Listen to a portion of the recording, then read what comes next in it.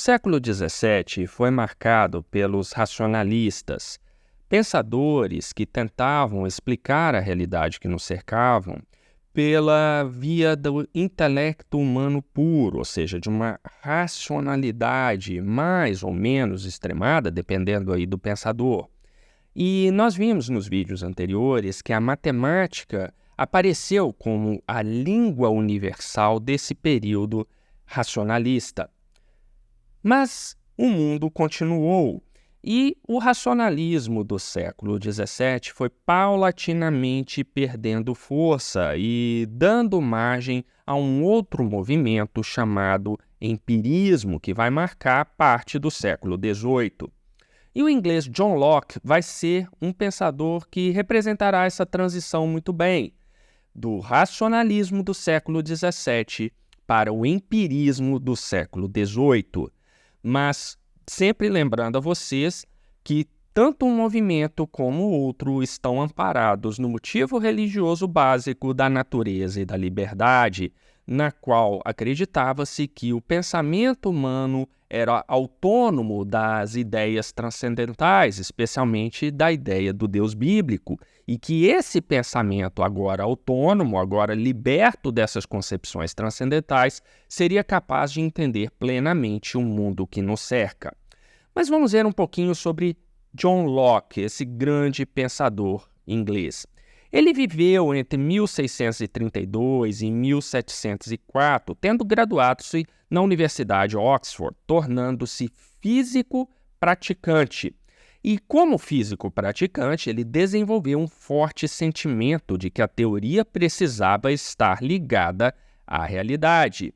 E por causa disso, nós costumamos dizer que é o filósofo que contribui para a transição do racionalismo do século XVII para o empirismo do século XVIII. E a lógica empirista é exatamente essa. As coisas precisam ter comprovação na realidade. Mas vamos entender um pouquinho melhor esse pensamento de John Locke, pelo menos os aspectos principais. Primeiro, Locke rejeitava aquela ideia cartesiana de que a mente trazia certas noções primárias evidentes por si mesmas. Na verdade, Locke acreditava que a mente era uma tábua em branco. E aí vem uma outra expressão que as pessoas usam muito, principalmente na pedagogia, quando estão dando treinamento para professores. A nossa mente é uma tábula rasa, e não sabem de onde saiu essa ideia. Saiu exatamente de John Locke. Mas então ele vai acreditar que a mente era uma tábula rasa que registrava informações a partir da experiência sensível.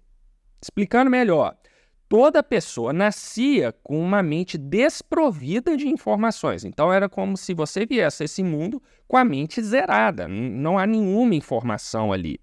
Assim, para Locke, não existiam ideias inatas. Olha como Locke vai contra Platão, que dizia que as coisas existiam no mundo das ideias e nós já tínhamos essa noção dentro de nós. Locke vai por um outro caminho. Então, aqui em Locke, nós começamos a ter a negação dessa ideia platônica do mundo das ideias. E que nós vimos também que vai ser moldado lá em Aristóteles, de uma outra maneira em relação a Platão, mas Aristóteles também vai usar essa concepção de um mundo das ideias. E mais tarde Descartes vai manter isso também, já no século XVII. Mas aqui Locke não.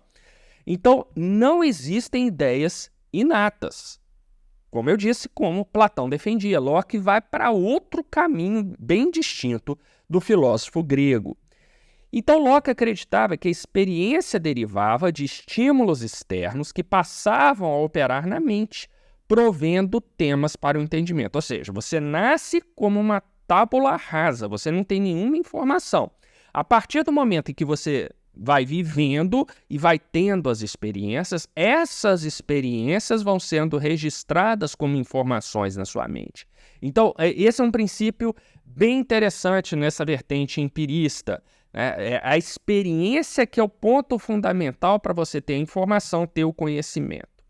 E então Locke vai dizer que nós aprendemos o tempo inteiro e cada nova experiência é um aprendizado. Então, para esse pensador, o conhecimento começa com partículas, ou seja, com pedaços individuais de informação que são obtidos a partir da experiência. E dito isso, né, desse ponto em diante, nós chegamos a conceitos abstratos gerais, que Locke chamava de universais, que resultam de experiências individuais múltiplas. Ou seja, a mente não tem ideias inatas, como advogava Platão, mas tem a habilidade inata de receber os dados das nossas percepções sensoriais. Então, a mente não se limita a receber dados passivamente. Ela é capaz de coletar, selecionar, combinar, abstrair e relacionar experiências diferentes. Dentro dessa concepção, Locke também vai definir que há uma distinção entre fé e razão. Esta, ou seja, a razão, era a certeza ou probabilidade de proposições ou verdades oriundas da dedução feita a partir das ideias. Já a fé seria a concordância com tudo aquilo que não tenha sido dado a partir da razão. Então veja, Locke não era ele não era um racionalista extremado como Spinoza, ele não era alguém que atacava a crença na transcendência, mas ele vai dizer, olha, fé e razão são distintas. Aí você pode até falar, então Locke está indo na mesma toada de Tomás de Aquino, que dizia que não há separação entre essas duas coisas, mas distinção. Até certo ponto, sim, Locke pega essa ideia da distinção e não separação entre fé e razão. Mas em Locke vai ser muito claro que a fé, então, vai ser a concordância com tudo aquilo que não tenha sido dado a partir da razão, ou seja, tudo aquilo que não tenha recebido a chancela da razão. Isso aí, então, está no campo da fé. Só que, ao contrário de Spinoza, que vai chamar isso de superstição, de paixão negativa, Locke vai dizer, olha, isso é uma maneira de ver o mundo, é uma maneira válida, né? Só que não tem o crivo da razão. E mais nos nossos tempos atuais, nós diríamos o quê? Não tem o crivo da ciência nessa versão, pelo menos, naturalista, que é prevalente no nosso mundo. Então, era essa a ideia de Locke.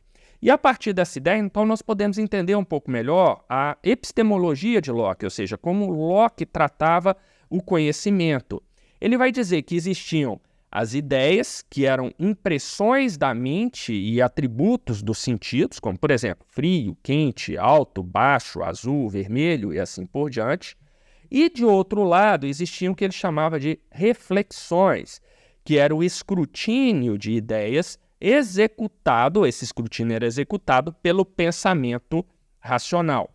Então, ideias de um lado, reflexões de outro. E aí, o que mais que nós temos aí nessa relação? Nós vamos ter, então, essas duas coisas ligadas a uma terceira, que vai ser exatamente o conhecimento, que vai ser visto em Locke como a percepção da concordância ou discordância entre duas ideias. Então, veja bem, Locke vai ser um racionalista em certo sentido, ele vai receber a influência ali do racionalismo do século XVII, mas ele não vai se prender ao racionalismo, que, como eu disse no início desse vídeo, já era um movimento que aqui, na época de Locke, estava em relativo declínio. Então, Locke vai se pegar numa outra vertente filosófica, que vai ser o empirismo, em que essas concepções, então, viriam a substituir aquele racionalismo, principalmente o racionalismo extremado, oriundo lá do século XVII. Bem, mais uma vez, é uma rápida introdução ao rico pensamento de Locke. Há muita coisa que poderia ser dita aqui, mas com esse vídeo, meu propósito era dar a você uma ideia geral desse grande pensador inglês.